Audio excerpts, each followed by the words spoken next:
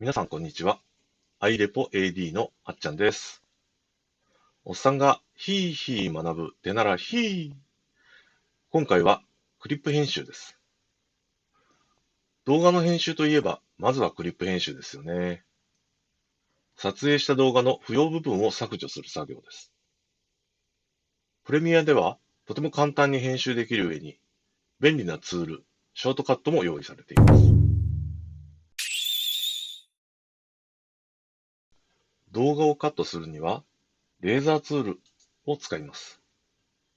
ツールを選択して、クリップの任意の場所でクリック。これだけでクリップをカットできます。ちなみにカットした場所、ここを編集点というみたいですね。スナップインをオンにしてあれば、青い縦線に合わせてカットすることもできます。動画ファイルは映像と音声がセットでカットされます。私が現時点で学んだクリップ編集方法は、1、単純明快な基本形。2、リップル削除。3、リップルツール。4、カットしないの4つです。最近は3番が一番多いですかね。まずは不要部分をカットします。不要部分の先頭をクリックして、末尾をクリック。これで不要部分を独立させられたので、不要クリップの上で右クリックして、消去で削除できます。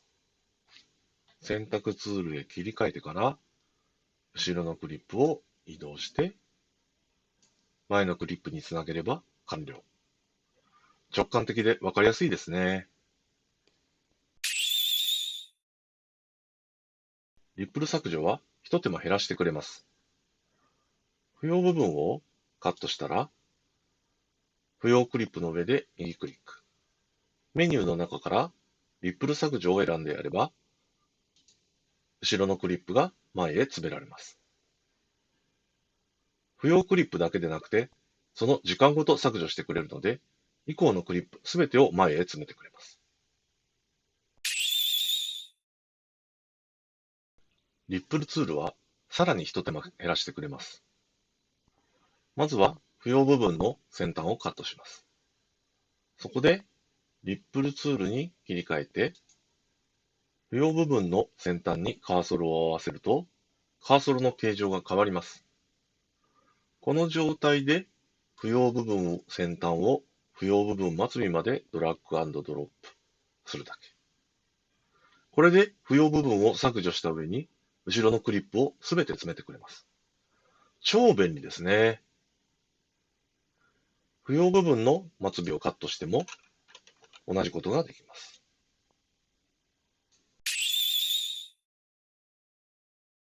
一通り編集作業を終えて動画を見直してみると、ここはいらないかな、なんてことはよくあります。そこでリップル系の編集をしようとすると、リップル削除はグレーアウトされてるし、リップルツールには反応しません。これは V2 トラックに配置しているテロップが邪魔をしています。なので、一旦テロップを解けてからリップル作業を行うと思い通りに反応してくれます。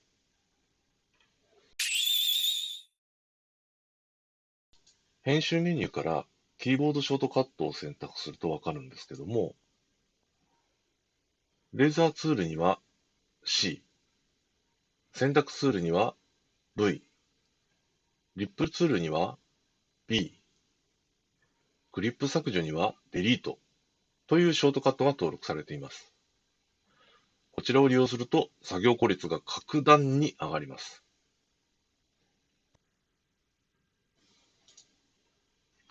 一番の基本形は C、クリック、クリック、V、クリック、デリート、ドラッグドロップ。3番のリップルツールは C、クリック、B、ドラッグドロップ。こうしてみると、3番目の手法がいかに便利か、一目瞭然ですね。リップル削除は残念ながらショートカットに登録されていないみたいですけど、自分でショートカット登録をしたらば幸せになるそうです。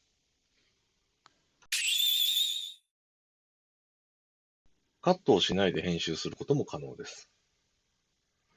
選択ツールを選んだ状態で、クリップの端にカーソルを合わせると、カーソルの形状が変わります。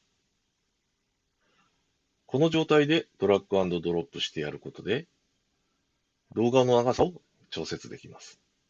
つまり、不要部分を削除できちゃうわけですね。